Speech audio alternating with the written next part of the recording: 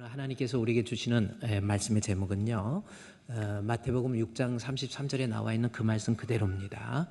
너희는 먼저 그의 나라와 의의를 구하라 라고 하는 이 말씀이에요. 우리의 삶, 하나님 앞에 복음적인 신앙을 가진 예수를 믿는 사람의 삶이 어떻게 되어야 될 것인가 라고 하는 것, 사실은 한 절 속에 요약되어 있어요. 산상수훈 속에서 마태복음 5장, 6장, 7장 산상수훈이잖아요.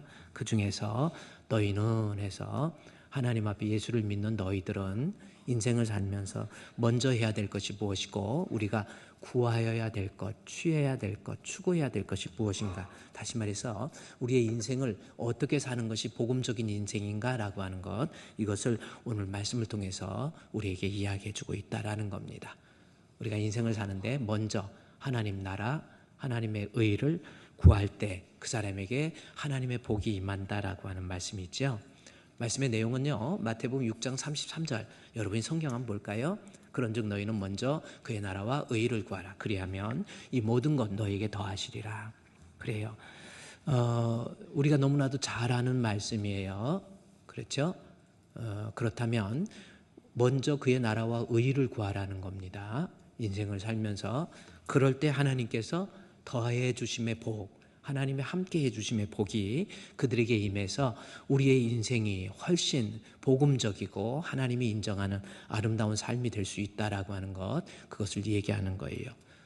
저와 여러분, 이 세상 살면서 먼저 하나님 나라와 의를 구할 수 있는 저와 여러분이 되시기를 주의 이름으로 축원드립니다.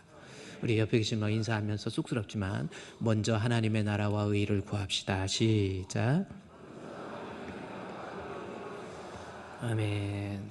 자, 그러면 이 말씀이 무슨 뜻인지 한번 좀 생각해 봐서 앞으로 우리가 남아있는 인생의 삶, 예수를 믿는 사람으로서 어떻게 살아야 될 것인가 라고 하는 것을 우리에게 설명해 주는 내용이거든요. 그러면 마태복음 6장 33절 말씀에서 그런즉 너희는 먼저 그의 나라와 의를 구하라 그랬어요. 그러면 여기서 너희가 누구인가라고 하는 것, 이거부터 알아야 됩니다. 그러면 너희가 누구냐는 거죠. 누구에게 하는 말인가라는 겁니다. 누구에게 하는 말일까요? 한번 생각해 보세요. 그래서 너희는 해서 누구에게 하는 말인지 이거부터 먼저 알아야 된다라는 거지요. 여기에 대한 인식이 없으면 저 성경을 계속해서 암송하고 이해하고 있으면서도 너희 속에 내가 들어있지를 않는 거예요. 그러나 중요한 것은 지금 너희 속에 바로 내가 들어있다라는 겁니다. 그래서 너희는 해서 너희가 누구인가라는 것을 알려면 성경을 앞으로 쭉 올라가야 되냐. 그런즉 나왔기 때문에 여기서 갑자기 튀어나온 말이 아니기 때문에 앞으로 계속 가야 돼요. 그럼 어디까지 가야 되는가 했더니 이 말씀의 내용을 여러분이 추적해서 역추적해서 올라가 보면 마태복음 5장 1절부터 나와 있는 내용입니다. 그래서 5장 1절에 너희가 누구인가가 나와요. 지금 누구에게 하는 말인지 5장 1절에서 예수께서 무리를 보시고 산에 올라가 앉으시니 라는 말씀이 있죠. 그래서 마태복음 5장에 예수께서 무리를 보시고 산에 올라갔다라는 말씀이 있습니다. 그렇죠? 여기 산이라고 하는 것이 과연 어떤 산일까라고 하는 거, 이거 좀 생각해 볼 필요가 있죠. 산, 무슨 산에 올라가셔서 말씀하시는지. 별로 높지 않는, 여러분이 이스라엘 땅에 성지순례 가면 별로 이게 산이라고 해봐야 이렇게 높지가 않아요. 그냥 언덕 정도 되는 거예요. 갈릴리 해변에 그냥 조그만한 언덕, 마을 뒷산이라고 해야 되나요? 우리 광명시에서 제일 높은 산이 구름산인가요? 혹시 모르겠는데 한 200m 안 되죠? 해발 몇 m입니까? 이 구름산이? 이름이 구름산이라서 구름이 항상 걸쳐 있는 줄 알았더니 별로 높지도 않은 산이에요. 그래, 광명의 구름산, 저 정도면 상당히 높은 겁니다. 5장 1절에 나와 있는 산은요, 그냥 조그마한 언덕이에요. 그래서 산에 올라가신 겁니다.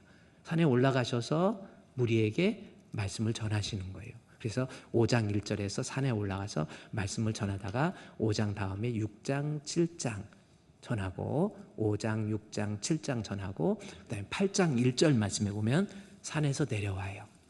예수께서 산에서 내려오시니 그랬죠? 그래서 우리가 성경을 이해할 때 마태복음 5장, 6장, 7장을 산상수훈이다 혹은 아주 보석과 같은 우리 주님의 말씀이다 해서 산상보훈이다 라고 이렇게 이야기하는 겁니다. 우리 산상수훈이 가지고 있는 신학적 위치는 뭐냐면, 여러분 구약의 전체의 내용은 사실은 모세의 오경, 창세기, 출애굽기, 레위기, 민수기, 신명기, 모세 오경, 율법 혹은 토라라고 하지요. 그 성경 속에 하나님의 뜻, 하나님의 의지, 그리고 그의 백성들은 어떻게 살아야 될 것인가라고 하는 것이 그 속에 다 들어있는 거예요. 그래서 구약 전체의 내용은 모세 오경 속에 요약이 되는 겁니다. 그리고 모세 오경을 전부 요약하면 신명기 6장 5절 쉐마 이스라엘, 마음을 다하고 목숨을 다하고 뜻을 다해서 주 너의 하나님을 사랑하고 그리고 내 이웃을 내 몸과 같이 사랑하라 라고 하는 것, 이것이 사실은 모세 오경 율법의 내용의 축약적인 내용입니다.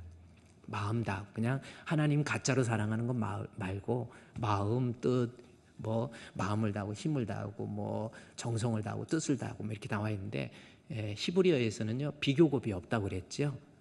영어는 비교급 있다고 그랬잖아요. 아름답다, beautiful, 더 아름답다, more beautiful, 그리고 최고로 아름답다 그러면 the most beautiful 그러잖아요.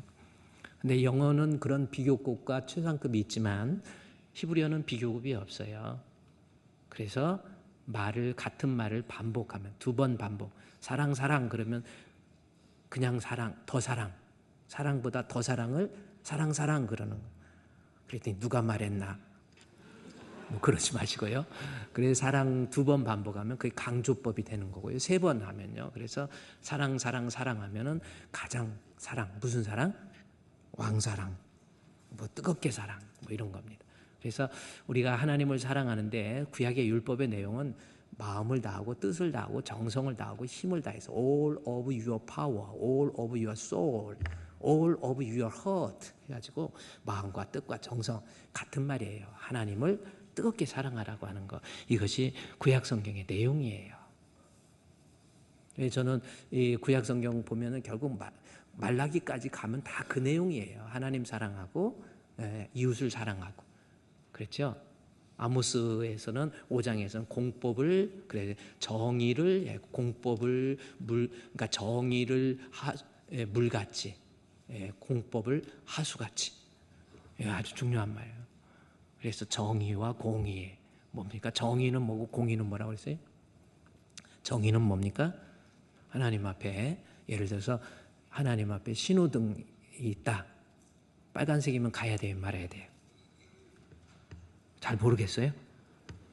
신호등이 빨간색이면 안 가야 되죠? 그게 정의입니다. 법대로 해야 되는 거예요. 공의는 뭡니까? 신호등이 빨간불이라고 할지라도 갈 때 되면 가야 되는 게, 그게 공의예요. 죽어가는 환자가 탔다. 근데 신호등이 빨간등이에요. 가야 돼요, 말아야 돼요? 가야 돼요. 그게 공의입니다. 그래서 우리 정의를 물같이 공의를 하수같이 흘려보내라는 거죠. 그러니까 정의는 법적인 어떤 법률적인 개념이라고 한다면, 그래서 율법이에요, 율법. 그러나 율법도 이제 이것이 공의로 바뀌지요, 예수 그리스도에 의해서. 그래서 죽어가는 안식일에 예수님이 어떻게 일하시냐 이제 이러잖아요. 바리새인들처럼 율법 철저히 지킨다, 아니에요. 그래, 정의도 중요하지만 공법은 흘려보내. 그래서 하수라는 말, 정의를 물같이, 담겨져 있는 물이에요. 그 다음에 공의는 하수같이 흘려보내는. 옛날에는 공법을 물같이, 정의를 하수같이, 법원에 가면 그렇게 기록되어 있다고 그러더라고요. 어쨌든 구약 성경에서의 핵심은 모세 오경, 마음을 다하고 목숨을 다하고 힘을 다해서 하나님 사랑하는 것. 하나님 사랑하는 것이 이웃 사랑의 모습으로 어떻게 해요? 율법은 하나님 사랑이 흘려보내는 거. 그래서 소선지서에서 미가서 5장에서 이야기하는 게 바로 그 말. 그래서 하나님 사랑한다고 하면서 형제를 비유한다. 하나님 사랑한다고 하면서 아직도 사람과의 관계가 해결이 안 되고, 저 사람 보기 싫고 저 사람 생각하기도 싫고, 저 사람 때문에 나 그냥 교회 다니기 싫고, 이런 거 아닙니다. 율법은 뭐예요? 하나님 사랑하는 사람답게 다른 사람도 사랑하는 거. 그리고 사랑의 모습이 흘려보내는, 은혜라고 하는 건 흘려보냄의 특징이잖아요. 내가, 은혜는 뭐예요? 비워서 채우고 흘려보낸다 라고 하는 거. 그래서 율법과 은혜의 차이도 그렇게 또 나와 있잖아요. 어쨌든 그게 구약 성경의 내용이라면 신약 성경에서는요, 결국은 신약 성경의 내용이 뭐예요? 하나님 앞에 내가 하나님 사랑하는 사람답게 이제는 그 모세의 오경의 말씀이 신약의 산상수훈, 마태복음 5장, 6장, 7장을 산상수훈 속에서 율법이 복음으로 리플레이스 된 거예요. 대치된 겁니다. 다시 말해서 정의가 공의로 대치되듯. 그래서 마태복음 5장, 6장, 7장을 이해할 때 구약의 시내산 있죠? 구약의 시내산, 신약의 시내산으로 이해해서 구약에 있는 모든 하나님의 말씀을 신약 성경 속에서 정의를 공의로 해석하는 거예요. 결국 복음으로 해석하라라고 하는 것, 이것이 산상수훈 마태복음 5장, 6장, 7장이며 그래서 산에서 예수님이 말씀을 전해 주세요. 뭐 어쨌든 차치하고 마태복음 6장 33절 말씀 이제 다시 가보면요, 거기 아주 중요한 말씀, 우리가 인생을 살면서 이제 율법을 벗어난 복음주의적인 삶을 살아가는 사람에게 있어서 우리의 삶은 어떻게 살아내야 될 것인가라고 하는 것. 어떻게 내 인생을 살아야 될 것인지, 아니 지금까지 살아온 모습 말고 앞으로 내가 남아있는 여생을 어떻게 살아야 될 것인가 라고 하는 것이 바로 그런즉 너희는 먼저 그의 나라와 의를 구하라, 요 말씀 속에 들어있다라는 겁니다. 구약을 신약으로, 구약의 율법을 신약의 복음으로 요약해낸 내 삶의 모습이에요. 그러면 여기서 너희가, 그래서 너희가 먼저 누구인지부터 알자고 그랬죠. 그러면 다시 마태복음 5장 1절에 너희가 누구인가 쭉 올라가 봤더니 예수께서 무리를 보시고, 무리들이에요. 8장 1절에서도 산에서 내려올 때 무리들에게, 그래서 8장 예수께서 산에 오시면 수많은 무리가 그랬죠. 그래서 다시 5장 1절에 보면 예수님께서 이 복음을 전한 것은 무리들이에요. 그러면 다시 5장 1절만 보면 어떤 내용이 있습니까? 무리는 무리인데 누구에게? 예수께서 무리를 보시고 산에 올라가서 앉으시니 누가 들어요? 제자들이 나온지라 해서 여기서 너희는 제자들이에요. 자, 이제 알았죠? 너희는 제자들입니다. 근데 너희가 제자들이라고 그랬는데 제자들이 누군가? 마태복음 5장 앞에 제자들을 뽑는 과정이 나와요. 베드로를 부르고 야고보를 부르고 제자들을 부르면서 제자의 특징이 뭔가 봤더니 예수님을 그물을 버려두고 예수님을 따른다라는 거예요. 그게 제자들입니다.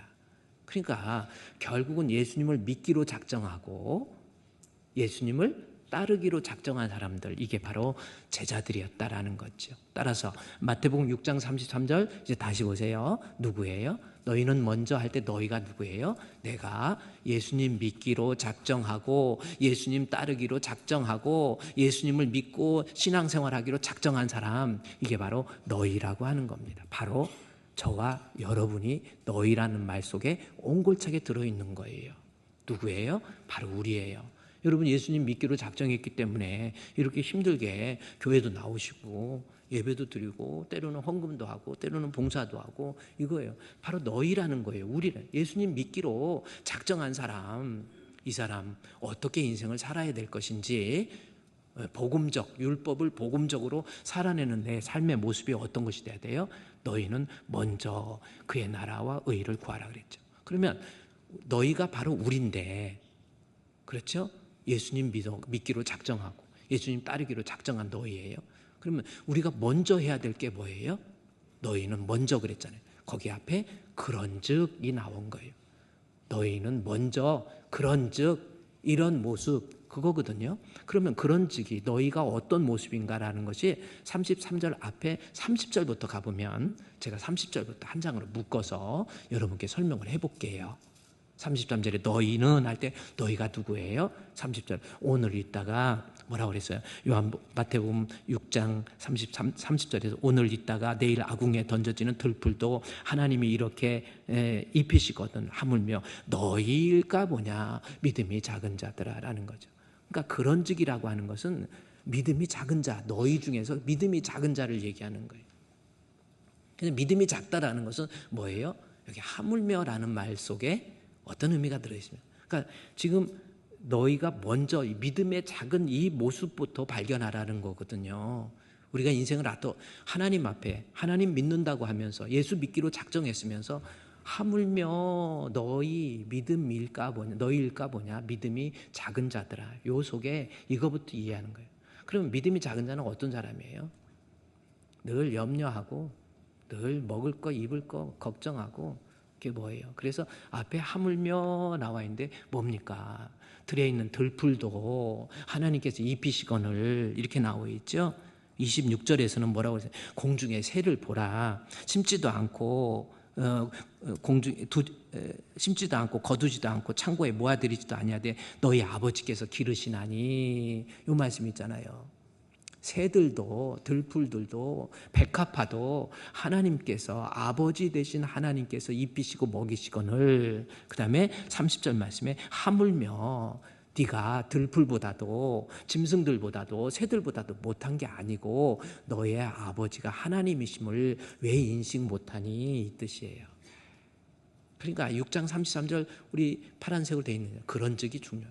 내가 먼저 알아야 될 건 뭐예요? 나는 이 땅에 살면서 예수님 믿기로 작정해서 교회는 다니지만 아직도 하나님이 나의 아버지 되심에 대한 인식이 없어요.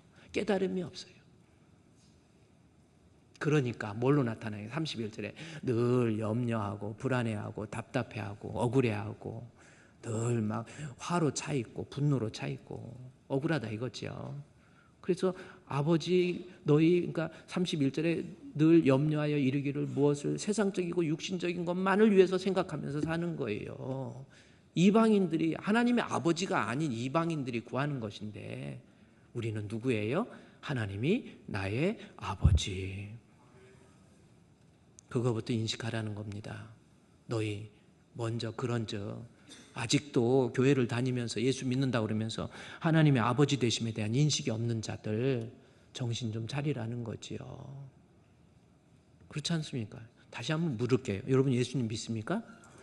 그러면요, 그 믿음이라는 말 속에서는 하나님이 나의 아버지 되심에 대한 고백이 들어있는 거예요. 요한복음 1장 12절 말씀에 보면 우리가 하나님을 나의 아버지로 부를 수 있는 방법, 영접하는 자, 곧 그 이름을 믿는 자에게는 하나님의 자녀가 되는 권세 주신 거거든요. 자녀, 아들, 딸, 하나님이 나의 아버지 될 수 있는 방법은 예수를 믿는 거예요. 가짜로 믿는 것 말고 진짜 예수를 엘라본, 영접.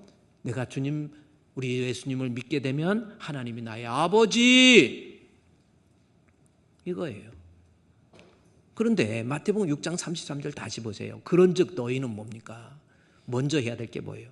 예수님 믿는다면서 하나님이 자기 아버지, 내 아버지가 계신데 왜 근심하냐는 거예요. 지금 왜 두려워하고 염려하고 걱정하냐는 거예요. 아버지 하나님이 나의 아버지신데 그런 거예요. 예수 믿는다 그러면서 하나님 아버지 되심을 깨닫지 못하고 있는 건 이유가 뭐냐? 아까 얘기했지. 요한복음 1장 12절 보세요. 예수 안 믿는 거예요. 나는 주여 주여 하고 믿는 것 같죠? 근데 진짜 예수를 믿으면 하나님이 나의 아버지, 우리 아버지 하나님께서 나를 지으시고 만드시고 나를 광야와 같은 인생길에서 나를 보호해 주시고 그 다음에 나를 먹이시고 입히시고 그 다음에 나를 선택해서 구원해 주시는 분, 그분이 나의 아버지예요. 근데 왜 염려하냐는 거죠. 마태복음 6장 33절 너희는 먼저 하나님 나의 아버지 되심을 여러분 먼저 깨달아야 됩니다. 예수를 믿으면 하나님이 나의 아버지세요. 목사님 저는 예수님을 믿고 있는데도 하나님이 나의 아버지 되심에 대한 인식이 없는데요. 그거는요 예수 안 믿는 겁니다. 믿음을 손으로 만질 수도 없고 눈으로 볼 수 없으니까 교회만 다니면 믿음 있는 것으로 착각하는 거예요. 진짜 예수를 믿으면 하나님이 나의 아버지 되심이 내가 인식되어지고 깨달아져요. 어렵고 힘들 때 원망 불평 대신에 내 모든 형편 잘 아는 주님 늘 돌보아 주실 것을 나는 확실히 아네. 사람이 살면서 이런 아픔 저런 아픔 없는 사람이 어디 있습니까? 독일의 철학자 하이데커가 인생이라는 게 뭐예요? 조르게, 근심, 걱정, 염려. 근심, 걱정, 염려 없는 사람 없어요. 아유, 저 사람은 무슨 걱정이 있을까? 아니라니까요. 알고 보면 이런 걱정 저런 걱정 이런 걱정 저런 걱정이 다 있는 거예요. 걱정 근심 없는 사람 한번 손 한번 들어보라 할까요? 아직 어려서 그러던지 아멘 조금 들면 다 머리끝부터 발끝까지 안 아픈 데가 없어. 여기도 아프고 저기도 아프고 그것뿐만입니까? 살아가는데 물질적으로도 또 사람과의 관계 속에서 이런 일 저런 일 별 희한한 일이 다 생기는 게 인생이에요. 그것이 내 삶을 이끌어가고 있다라는 겁니다. 그것이 조르게의 삶이잖아요. 걱정 근심 없는 사람 손 들으라면 손 절대 안 들어. 왜? 죽었기 때문에. 죽은 사람은 걱정 없어요. 죽은 사람 가서 너 무슨 걱정이 있냐 물어보세요. 아무 없어. 이 세상은요, 어차피 여러분 왜 나만 겪는 아픔이냐고 그러지 마세요. 다 누구나 아픔이 있습니다. 이 세상에 근심된 일이 많고 참 죽을 일 쌓였구나. 그게 인생이라니까요. 그래서 예수님께서도 환난을 당하나 근심된 일이 있으나 담대하라. 내가 세상을 이겼다. 예수 믿는다고 근심된 일 없습니까? 다 근심된 일이 있고 억울한 일도 있고 힘든 일도 있고 그래요. 그럼에도 불구하고 하나님이 나의 아버지 되심을 믿게 되면 근심이 변해서 하나님 앞에 감사가 되고요. 하나님 아버지 되심을 내가 인식하게 되면 마태복음 6장 앞에 나오잖아요. 내가 하나님 앞에 하나님 아버지 하고 기도하게 돼요. 기도할 때 하늘에 계신 9절 말씀에 마태복음 6장 9절에 나와 있잖아요. 기도할 때 내가 어렵고 힘들 때 하나님이 나의 아버지 되심을 인식하면 너희는 이렇게 기도하라. 하늘에 계신 우리 아버지. 저기 괜히 나온 게 아니에요. 하나님 내 아버지니까 기도할 수 있죠. 내 어려운 형편을 놓고 하나님 앞에 말할 수 있는 거죠. 예를 들어서 아이가 갑자기 등록금, 갑자기는 아니지만 학교 다니면서 등록금이 없다. 아버지한테는 이야기할 수 있잖아요. 지나가는 아저씨한테 아저씨 이리 좀 와보세요. 이번에 등록금이 없는데 등록금 좀 주세요. 그럴 수 있는 권한도 없고요. 말도 안 되는 거잖아요. 그러나 우리에게는 예수를 믿으면 하나님 아버지가 있어요. 그래서 그 아버지께 마태복음 6장 33절 결국 산상수훈에서의 교훈 인생 살면서 앞으로 인생 살면서 너희는 먼저 그랬죠? 먼저 구해야 될 것이 내가 하나님 아버지 되심을 인식하지 못하고 늘 근심하고 걱정하지 마시고 하나님 아버지께 기도하고 구하고 간구해서 이 모든 것이 더해지는 역사가 일어날 수 있는 우리 성도 되시기를 주의 이름으로 축원드립니다. 따라합시다. 하나님 아버지, 하나님은 우리 아버지 되세요. 그게 인식이 안 되면 믿음이 없는 겁니다. 미안하지만 그래요. 예수 믿으면 하나님이 나의 아버지가 되는 거예요. 두 번째, 우리 성도의 삶, 복음적인 성도의 삶의 두 번째는 마태복음 6장 33절 이제 다시 보세요. 먼저 해야 될 것이 내가 하나님이 나의 아버지 되심에 대한 인식과 깨달음이 있어야 된다 라고 했죠. 두 번째는 뭡니까? 이제는 그의 나라와 그의 의를 구할 줄 아는 사람이 되어라 라는 겁니다. 이 두 가지예요. 앞으로 인생을 살면서 남은 여생은 어떻게 살아요? 그의 나라, 하나님의 의, 하나님의 다스림과 통치의 영역이 더욱더 넓어진다라고 한 하나님의 주권을 인정하는 거예요. 그러니까 내 삶의 영역에 있어서 앞으로 인생을 살아가는데 하나님을 아버지로 믿는다고 한다면 먼저 구해야 될 것이 있다라는 겁니다. 먼저 뭐예요?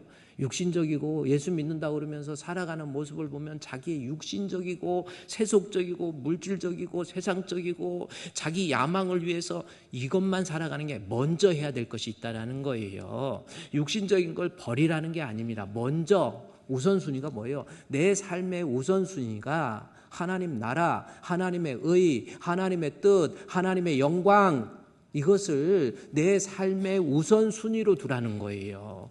그래야 하나님께서 너희들의 삶에 간섭해서 이 필요한 것 더해 주신다라는 겁니다.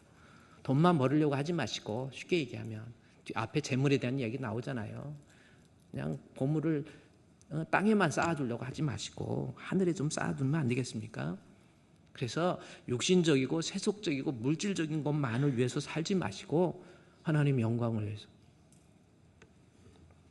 하나님 영광을 나타내는 삶을 살아가는 거예요. 여러분 어떻습니까? 한번 내 삶을 오늘 이 마태복음 산상수훈의 어떤 인생의 삶의 내용 중에서 한번 점검해 보세요. 나는 어떻게 살고 있습니까? 내 삶이 어떻게 살아? 하나님의 영광을 위한 삶입니까? 하나님의 뜻을 위한 삶입니까? 아니면 그저 직장 생활하면서 내가 뭐 직장 생활 하지 말라는 게 거기에 온갖 초점을 맞춰서 어떻게 해서 내가 돈 많이 벌고 어떻게 해서 내가 출세하고 어떻게 해서 좋은 집에 사고 어떻게 좋은 차 사고 어떻게 내 자식을 잘 가리키고 자식 가리키는 것도 그저 이 아들을 영적 먼저 해야 될 게 뭔지 좀 인식 좀 했으면 좋겠어요. 자식도 그래요. 이 아이에게 먼저 필요한 것이 뭡니까? 그저 세상입니까? 그저 공부 해가지고 서울대학교 들어가고 뭐예요? 그 다음에 어떻게 할 거예요? 서울대학교 들어가 취직한다면 뭐 그 다음에 어떻게 할 거예요? 취직해서 어떻게 할 거예요? 진급해서 어떻게 할 거예요? 결국 인생이 뭡니까?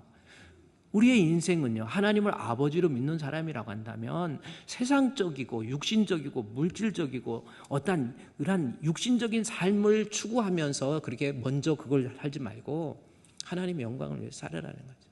어느 엄마가 아이 교육시키기 위해서 서울대학교 들어가야 된다고 그냥 해서 재수, 삼수, 그다음에 장수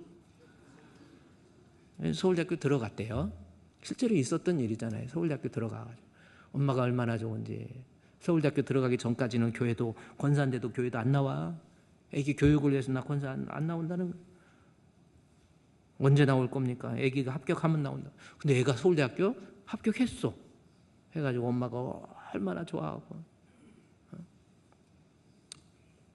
그래가지고 3월 달에 오리엔테이션도 하고 그다음에 같은 과 학생들하고 MT도 하고 그러다가 MT 하다가 학교에서 그 사건이 있었잖아요. 서울대학교 분수대 거기에서 사람이 죽으려면 희한하게 죽어. 접시에다가 코 박고 죽는다는 그런 말도 있듯이 그 분수에서 잔뜩 MT하고 뭐하고 그러면서 막 술 잔뜩 취해가지고 어떻게 하다가 분수에서 미끄러졌는데 그 떨어져서 물에 빠져서 죽었어요. 아니 실제로 있었던 일입니다. 정 의심 나면 한번 인터넷 쳐봐. 서울대학교 들어가서 엄마 하는 말이 뭐 얘가 서울대학교 안 들어갔으면 더 좋았을 걸. 살았잖아요. 한번 잘 생각해 보세요. 먼저 필요한 게 뭡니까? 여러분 자녀들에 대해서도요. 이 아이의 영혼을 볼 줄 알아야 돼요. 이 아이의 신앙을 볼 줄 알아야 돼요. 이 아이를 위해서 내가 부모로서 먼저 해야 될 것이 뭡니까? 아이에게 신앙을 심어주고 믿음을 심어주고 하나님 앞에서 정직한 그러한 모습을 심어줘야 되는 거. 내가 많은 건 못 물려줘도 그래요. 신앙을 심어주면 되는 거 아닙니까? 먼저 구해야 할 것이 뭔지. 다시 마태복음 6장 33절 하나님을 아버지로 믿는 하나님의 아버지 되심을 깨닫는 사람이라고 한다면 앞으로 인생 살 때 먼저 육신적이고 세상적이고 물질적인 것만이 아니라 하나님 나라를 위해서 주의 영광을 위해서 하나님의 뜻을 위해서 내 삶의 우선순위가 하나님이 되어야 그 삶에 하나님이 더해 주시는 복이 임한다라는 겁니다. 내 삶의 가치관을 좀 바꾸세요. 주의 영광을 위해서 하나님의 의의를 좀 구하고 하나님의 뜻을 좀 구하면서 그렇게 살아갈 줄 아는 거, 이것이 지혜 있는 성도의 삶이라는 겁니다. 한번 다시 점검해 보세요. 여러분 뭐가 먼저입니까? After you. 우리 미국이라는 나라가 꼭 좋은 나라라고 저는 뭐 말하지 않아요. 우리 대한민국이 좋지요. 한국이 좋지요. 근데 미국에 가서 이렇게 보면 햄버거를 사든 뭘 사든 항상 이렇게 줄을 서 있더라고요. 줄을 서 있을 때 이렇게 보면요. 일단 미국 사람들은 뭐 마트에든 뭐든 이렇게 보면 참 하나 좀 본받을 만한 게 있냐면 장애우에 대한 인식이 무슨 일이 있다. 장애우가 뭐 있으면 after you. 노인이나 이런 분들이 오셔도 after you. 당신 먼저라는 거예요. 우리 한번 따라 after you. 당신 먼저 그겁니다. 오늘 우리 식당에서 줄 설 때도요, 좀 이게 막 그만한 사연이 있어서 막 이렇게 식사를 먼저 하려고 하는 분들, 저것이 왜 저 앞에서 끼어들어 갖고 저 뒤통수를 갖다 저기 망치로 때려버릴까 이런 마음 들지 마시고 그냥 after you, after you. 예수 믿으면요, 그 삶의 모습이 너그러움으로 나타나는 거 아닙니까? 어때요? 너그러운 자가 되라 그러잖아요. 다른 아버지 먼저 해야 될 거 우리 한번 생각했어요. 앞으로 인생 살면서 하나님 앞에 내가 먼저 믿음 있는 사람이라고 한다면, 마태복음 6장 33절 다시 봅시다. 믿음 있는 사람이라고 한다면 그런즉 너희는 먼저 나부터 하나님의 아버지 되심에 대한 인식, 깨달음, 이거 확고하게 가지시고요. 앞으로 인생 살면서 하나님의 영광을 위해서, 하나님의 의의를 위해서, 하나님의 다스린 그 하나님 나라의 확장을 위해서. 우리 예수님도 하나님의 영광, 먼저 핸델의 메시아에 보면 주의 영광, 구주의 영광 나타나리. 좀 잘못됐나요? 어쨌든 하나님 영광 먼저 생각 좀 하는 우리 성도들 됩시다. 무엇을 하든지, 자녀를 키우든 사업을 하든 직장생활을 하든 가정생활을 하든 우리 하나님 먼저, 하나님의 뜻 먼저. 그래요. 주의 일을 해도요, 하나님의 뜻이 무엇인지 이거부터 생각해야 돼. 제가 지난주 심야기도 때 설교했네요. 하나님의 뜻부터 생각을 해야 돼요. 성도는 내 열정만 가지고, 내 의지만 가지고 내가 막, 이게 아닙니다. 하나님의 뜻. 나는 하나님의 뜻을 봐. 주님의 뜻을 이루소서. 고요한 중에 기다리니 진흙과 같은 날 빚으사 주님의 형상 만드소서. 할렐루야. 무엇을 하든지 우리 하나님 먼저, 하나님 생각. 그래요. 무엇을 하든지. 옛날에 저희 어렸을 때는요, 이렇게 밥을 먹을 것도 많이 없었잖아요. 60년대에 출생한 사람들 다 먹을 거 별로 없어가지고요. 그때 밥을 해도요, 어떻게 쌀밥만 이렇게 한 곳에 모아놓으면 그것만 떠갖고 아버지 드렸어. 어쩌다 집에 김이 하나, 밥 먹을 때 김이 있잖아요. 그거 먹으면 그 군불에다 구워가지고 이렇게 놓고 먹어요. 먹으면은 그거 놓을 때 식구들 7, 8명이 붙어서 먹어야 되는데 저걸 김 한 장씩만 먹어도 못 먹어요. 다른 사람들이, 형제들이 해찰할 때 얼른 2장 뽑아갖고 밥그릇 밑에다 딱 놓고요, 밥을 다 먹고 난 다음에 마지막 김으로 마무리하면 얼마나 행복한지. 김 마무리. 그거 참 그래. 그렇게 없을 때 항상 저희 집에서도 그래요. 아버지 거 밥을 따로 구별해 놓고 먼저 아버지 거. 뭐 요즘엔 뭐 그런 거 없겠지만 정말 그랬어요. 그리고 그때는 밥솥이 따로 없어, 밥통이 없었어. 그럼 밥 해놓은 다음에 식잖아요. 그러면 밥그릇을 또 실로 짜가지고 밥그릇 뚜껑 안 벗어지게 해가지고, 뚜껑 안 벗어지게 해갖고 아버지 밥만 이렇게 퍼갖고 아랫목에다 집어넣어요. 집어넣고 그러면 가족들이 모여서 추우니까 이불 하나 갖고 땡기고 면 이게 이리 굴르고 저리 굴르고, 그 다음에 뚜껑 열리고 뭐 얼른 하나 또 먹고 또 덮어놓고. 우리 아버지가 그걸 음식을 그래서, 야, 이 음식이 짭짤하다 이제 하면, 그래도 아버지 거, 내가 없어도 힘들어도 아버지 먼저. 여러분, 이게 단순한 것 같아도 그게 인생이 복된 인생이라는 거지요. 마태복음 6장 33절에 나온 것처럼 하나님 믿는 믿음의 사람이라고 한다면, 하나님을 아버지로 믿는다고 한다면 먼저 주의 영광, 하나님의 뜻, 하나님의 의, 하나님 나라를 구하는 사람이 되어야 돼요. 이게 믿음 있는 성도의 모습이라고 하는 겁니다. 우리 바울 서신 중에서 예배소서가 있어요. 예배소 교회에 쓴 바울의 편지입니다. 언제 썼냐면 바울이 로마 감옥에 AD 61년이었잖아요. 로마 감옥에 투옥되었을 때 예배소 교회 성도들에게 쓴 책이 예배소서예요. 그런데 예배소서는 1장, 2장, 3장, 4장, 5장, 6장까지 기록되어 있는 책입니다. 그런데 여러분이 예배소서를 읽다가 보면 2개의 패러그램으로 나눠져 있어요. 1장, 2장, 3장, 4장, 5장, 6장 해가지고 2개로 나눠져 있어요. 읽어보시면 그래요. 1장, 2장, 3장의 내용은 뭐냐면 결국은 예수 믿어라 라는 내용입니다. 대표적인 것이 하나님의 선물, 에베소 2장 8절, 그 은혜를 인해서 믿음으로 말미암아 구원을 얻었나니 이것이 너에게 난 것이 아니고 하나님의 선물. 믿음은 하나님. 그래서 1장, 2장, 3장까지가 믿어라라는 거죠. 4장, 5장, 6장은 믿었으면 말로만 믿지 말고 살아라라는 겁니다. 그것이 4장, 5장, 6장이에요. 그래서 4장, 5장, 6장을 딱 보니까 4장 1절에 먼저 나와. 진짜 1장, 2장, 3장에서 믿음대로 믿음을 가져라. 믿음을 가졌으면 4장 1절에 그러므로 뭐예요? 주 안에서 갇힌 내가 너희를 권하노니 너희가 부르심을 받은 일에 합당하게, 이거예요. 그러므로 그러니까 어떤 모습으로 살아야 돼? 4장 1절에 이렇게 믿음이 있으면 그러므로 믿음이 있으니까 살아라라는 거잖아요. 근데도 보통 바울이 권면하는 게 뭐 이렇게 살으라 할 때 그냥 살으라고 안 해요. 내가 주 안에서 갇힌 내가 너희를 권하노니 뭐예요? 내가 감옥에 지금 갇혀 있다. 근데 너한테 꼭 하고 싶은 말이 있다. 이건 뭡니까? 사람이 죽을 때 유언할 때 그 말이 더 호소력이 있듯이 지금 내가 감옥에 갇혀서 내가 언제 자유의 몸이 될지 언제 죽을지 모르는 상황이니까 야 급하다. 너희들 믿음이 있다 한다면 이게 너무 중요해. 이렇게 살아야 돼. 그 뜻이 주 안에서 갇힌 내가 라는 말을 집어넣은 거예요. 권면했던 내용이 뭡니까? 너희가 어떻게 살아야 돼요? 부르심을 받은 일에 합당하게 행하는 거예요.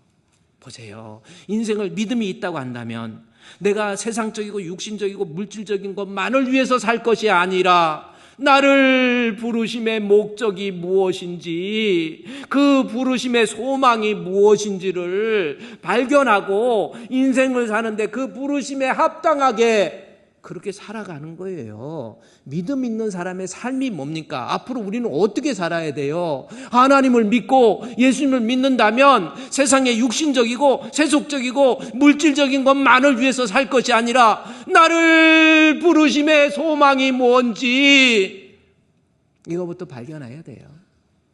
그러라고 하는 거. 그래서 그걸 강력하게 권면하는 거 아닙니까? 나를 부르심의 목적이 뭔가? 나를 콜링. 여러분 보세요. 여기 마이크가 있어요. 마이크는 목적이 뭡니까? 소리를 증폭하라는 거예요. 근데 이게 만약에 AI 기능을 넣어갖고 이게 생물학적으로 지가 움직이고 생각도 할 수 있다고 그러는데 사람은 어떤 참된 지식과 의와 거룩 하나님 형상을 지녀서 AI가 생각하지 못하면 인간은 생물을 이렇게 만물의 영장으로 만들었었는데 만약에 이것도 거기에 생각할 수 있고 지 의지를 넣었다고 한다면 이것이 마이크가 소리 증폭하는 것이 목적인데 내가 맨날 이렇게 증폭해야 돼? 나 돌아다닐 거야 해갖고 돌아다니고 다른 것도 하고 친구도 사귀고 애인도 만나고 이렇게 사는 게 잘하는 겁니까? 목적이 뭐예요? 소리를 증폭하는 우리 등의 목적이 뭡니까? 빛을 발하는 거예요. 나를 창조하신 목적 여러분 제대로 아세요. 우리 하나님 앞에 아버지 되신 나의 지으신 분이 하나님이에요. 나를 지으신 목적이 뭐예요? 이사야 43장 21절에 이 백성은 내가 나를 위하여 하나님이 만드셨는데 찬송 부르라고. 찬송이 그냥 찬송이 예배하고 찬송하고 감사하라고 나를 만드는 거예요. 이것이 나를 창조하신 목적입니다. 그런데 예수를 믿게 되면 그렇죠? 하나님을 아버지로 부르게 되고 예수를 믿게 되면 저 창조의 목적이 아니고 부르심의 목적으로 바꿔놔요. 그래서 에베소서 4장 1절에 1장에서 3장까지는 믿음을 이야기하고 믿음으로 너를 불렀는데 4장 1절에서는 내가 인생을 어떻게 살아야 돼요? 나의 부르심을 받은 거, 나를 부르심의 목적, 그것이 무엇인가를 발견하고 거기에 맞게 인생을 살아야 된다라고 하는 거. 이것이 바울 서신을 통해서 우리에게 강력하게 우리에게 호소하고 있는 내용 아닙니까? 지금 여러분은 어떻게 사는지 앞으로 생각해 보세요. 산상수훈 예수님의 복음의 요약이 뭡니까? 앞으로 인생은 내 뜻대로 내 마음대로 내 욕심대로 내 혈기대로 내 육신적인 것만을 위해서 내 그냥 돈만 벌기 위해서 출세하기 위해서 내 육신적인 건강만 그런 거 아니에요. 먼저 나를 부르심의 소망이 무엇인가를 발견하고 깨닫고 그거를 합당하게 거기에 맞는 삶을 먼저 할 줄 알아야 그것이 진짜 성도의 모습이고 그런 자에게 하나님이 더해 주시는 복이 있다라는 겁니다. 그래서 에베소서에서 강조하는 것이 에베소 4장 1절 다시 한번 보세요. 에베소 1장에서 3장까지 믿어라. 4장에서 6장까지 살아라. 사는데 어떻게 살아요? 바울이 강력하게 권면하는 게 뭡니까? 너 부르심 콜링 한 거잖아요. 콜링, 크리에이트, 창조를 나를 불렀다라는 건 많은 사람들 중에 나를 예수님 알고 예수님 믿게 해주셨어요. 그래서 집사도 되고 장로도 되고 목사도 되고 이렇게 불렀어. 그러면 이렇게 부르신 목적이 뭔지, 그게 부르심이며 콜링이에요. 부르심에 합당하게 우리가 살아야 된다. 그것이 그의 나라와 의를 먼저 구하는 성도의 모습이 될 수 있다는 겁니다. 오스왈드 챔버스라고 있습니다. 20세기에 아주 복음적이고, 저는 1800년도 때 영국 스코틀랜드에서 유명한 어떤 영성 목회자로서의 모습은 오스왈드 챔버스라고 할 수 있죠. 찰스 스펄전의 영향을 받아가지고 오스왈드 챔버스가 10대에 회심을 해가지고 영국 스코틀랜드에 엄청난 영향을 미친 사람이 오스왈드 챔버스입니다. 여러분이 한번 읽어볼 수 있는 책은 주님은 나의 최고봉이라는 책은요, 우리의 삶의 현장 속에서 매월 매일 묵상할 수 있는 아주 좋은 책이에요. 주님은 나의 최고봉이라는 책 한번 읽어보고 한 걸음 한 걸음 주님과 함께 동행하는 거 참 좋습니다. 그래서 20세기에 1800년도 후반, 그러니까 1800년도 후반에서 얼마 43살인가 밖에 못 살았잖아요. 48살 살았나요? 근데 이분이 영국에 막대한 영향을 미쳤고요. 미국 대서양을 건너서 미국에 막대한 영향을 미친 사람은 19세기 누구냐면 D.L. 무디잖아요. D.L. 무디가 엄청난 영향을 미국에다 미쳐요.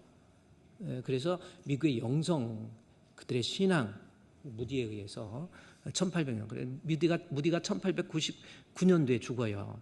1900년 못 채우고 죽습니다. 죽은 다음에 R.A. 토레이라고 하는 사람이 미국의 영성을 끌고 갔지요. 그래서 1903년도에 아주사, 미국 서부의 아주사 지역에서 이 영성운동을 일으키게 되고, 그 다음에 그 1904년에 일으켰던 영성운동이 인도, 그렇죠. 스탠리 존슨에 의해서 인도에서 영성운동이라고, 그 다음에 허드슨 테일러에 의해서 중국에서 영성운동이라고, 1903년도에 우리 조선의 원산에서 영성운동. 저 영성운동이 다 연결되는 거거든요. 근데 오스왈드 챔버스가 원래는 이분이 어떤 사람이냐면요, 미술을 전공한 사람입니다. 미술, 그 다음에 고고학을 전공했어요. 그래서 미술에 탁월한 소질이 있었던 이 오스왈드 챔버스가 찰스 스펄전의 말씀에 의해서 자기가 거듭났어요. 그래서 하나님 믿기로 해요. 그래서 믿음을 하다가 마태복음 6장 33절 말씀 바로 저거 아닙니까? 너희는 먼저 그의 나라와 의를 구하라. 하나님 나라, 하나님의 의, 하나님 나를 부르심이 미술이 아니지요. 내가 미술적인 소질이 있어서 미술만 하고 고고학도 연구해서 이래서 제대로 괜찮게 살만한데 자꾸 기도하는 가운데 나를 이 세상에서 예수님, 찰스 스펄전을 통해서 예수님 알게 해주시고 예수님 믿게 해주셨는데 그것으로 끝인가요? 아니야. 나도 다른 사람에게 미술을 통해서 기쁨을 주듯이 내가 전해지는 말씀을 통해서 다른 사람들의 영혼을 살리라고. 그래서 에딘버러 대학에서 미술을 전공했다가 다시 하나님의 부르심에 격하게 응답하는 마음을 가지고 더눈 대학으로 가가지고 신학을 해요. 거기서 신학을 해서 그가 목사가 돼요. 아유, 남들은 그러죠. 아유, 그 목회에서 이 미술을 했어 이렇게 해가지고 얼마나 다른 사람부터 아낌받고 존경받고 있는데, 그거 오스왈드 챔버스 뭡니까? 나를 부르심의 목적이 뭔지, 다른 사람 영혼을 구원하라고 나 목사가 되겠습니다 해서 목회해요. 근데 목회하다가 보니까 이 사람, 예술을 한 사람들이 목회도 잘하는 것 같아요. 감성적으로 잘 전달하고. 학교 다닐 때 보면, 제가 보면 학교 다닐 때 우리 대학에서, 대학원에서 또 박사과정에서 공부하는 친구들 중에서 공부 너무 잘하는 사람은 목회를 별로 못해요. 너무 막 잔망경 같은 안경만 쓰고 막 이러고 있지, 목회를 설교하라고 그러면 안 돼. 연애도 잘 못하더라고. 공부도 적당히 하는 사람이 연애도 잘해, 내가 보니까. 그래, 이제, 근데 계속 공부하고 뭐 하다가, 이거는 신학적으로 더눈 대학에서 신학을 해서 목회를 하는데, 예술을 해서 그런지 사람들한테 호소력 있게 어필을 할 수 있는 거예요. 목회가 잘 돼요. 기도하다가 1차 세계대전이잖아요. 1차 세계대전인데 이라크로 갑니다. 애굽으로, 이집트로 갑니다. 이집트의 그 자이툰 부대에 가가지고 거기에서 군목을 해. 그래서 호주와 뉴질랜드 사람들에게 목회를 해요. 복음을 전해요. 전쟁터에 여기저기 폭탄이 터지고 막 사람들이 전쟁이 1차 세계대전 때 막 상처 난 사람, 사고 난 사람들, 이 사람들을 치료하면서 그들에게 목회를 해요. PD 챔버스하고 그 아내 PD 챔버스, 그분이 대단한 여자예요. 이 PD 챔버스가 더 멋진 여자예요. 오스왈드 챔버스가 쓴 책 하나도 없어요. 근데 PD 챔버스가, 오스왈드 챔버스가 죽은 다음에 다 모아서 만들어놓은 게 오스왈드 챔버스의 작품들입니다. 근데 이 PD 챔버스랑 같이 목회를 하다가 이집트의 자이툰 부대에서 군목으로 영혼 살리는 일, 아니 그냥 영국에서 목회 잘하면 편하고 좋을 텐데 아니에요. 하나님, 나를 부르심의 소망이 무엇인지, 그래 전쟁이 있다 할지라도 내가 불 속에라도 들어가겠습니다. 그래 전쟁에서 자이툰 부대에서 목회하다가 2년 만에 죽어. 맹장이 터져서 죽어요. 영국에서 있었으면 맹장 터져도 바로 수술하면 돼. 이집트에서는 그게 안 돼가지고 그냥 죽잖아요. 초계와 같이 그의 목숨을 야생화처럼 불태워버렸지만은 그게 뭡니까? 나 이 시대에 한 시대 살면서, 이 세상 살면서 하나님이 나를 부르심의 목적이 뭔지, 그 부르심의 소망을 간직해서 주여 이 부르심에 격하게 응답하겠습니다. 먼저 하나님의 나라, 먼저 주의 의, 먼저 하나님의 뜻, 먼저 주의 영광. 그럴 때 하나님이 이 모든 것 더해 주시리라. 오늘 마태복음 6장 33절 말씀입니다. 다시 보십시오. 복음적 삶, 율법을 완성하는 복음입니다. 진짜 예수 믿는 사람 먼저 해야 될 것이 뭐예요? 내가 아직도 예수 믿는다고 하면서 하나님을 아버지로 안 믿어. 아버지에 대한 인식이 없어. 그것이 뭘로 나타나요? 살아가면서 두려움과 염려, 걱정, 불안함, 답답함, 억울함, 뭐 이런 걸로 나타나. 하나님 아버지로 안 믿으니까 신명기 32장 17절에서는 뭐예요? 예배 안 드려. 나 지난주 공부했잖아요. 그들은 하나님께, 그들이 누구예요? 하나님을 아버지로. 6절 말씀에 나와 있잖아. 내가 너를 지으시고 만드신 아버지. 32장 6절에 아버지인데, 그렇죠? 아버지심을 믿지 않으니까 결론이 어떻게 나요? 32장 17절 말씀 뭐라요? 예배 안 드려. 툭하면 예배 빠져. 기분 나쁘다고 예배 빠져. 저 사람 보기 싫다고 예배 빠져. 피곤하다고 예배 빠져. 해보세요. 잘 되나? 아니래. 먼저 해야 될 게 뭡니까? 하나님이 나의 아버지 되심에 대한 인식. 주여, 하나님이 나의 아버지 되심에 대한 믿음. 이게 먼저 우리의 인생을 살면서 필요한 거예요. 두 번째는 뭡니까? 마태복음 6장 33절에 두 번째 뭐예요? 다 잊어버렸습니까? 너무 목소리를 크게 해서 잊어버렸습니까? 세상의 육신적이고 세속적이고 물질적이고 나 자신적인 것보다 이것을 하나님은 어떻게 생각하실지, 하나님의 뜻은 무엇인지, 주의 영광은 무엇인지, 어떻게 하는 것이 내가 인생을 살면서 주를 나타내는 삶인지, 이런 것들을 먼저 인식하고 주의 영광을 나타내는 삶이 되어야 되는 거예요. 오늘 아까 찬양, 우리 헌금송 할 때, 우리 찬양할 때, 이것이 나의 간증이요, 내 삶이, 이것이 나의 찬송일세. This is my story. This is my song. 내 삶이 하나님 앞에 이야기, 간증거리, 스토리가 되는 거예요. 그거 아닙니까? 내 삶의 모습이 먼저 우리 주님을 드러내고, This is my story. This is my song. 좀 먼저 구할 수 있는 거예요. 인생 방향을 좀 바꾸세요. 그저 육신적인 것만 위하지 마시고 하나님의 영광을 위해서, 주를 위해서. 그럴 때 이 모든 것 더해지는 역사가 있습니다. 하나님 앞에 누림의 복을 누릴 수 있는 우리 성도 되시기를 주의 이름으로 축원드립니다.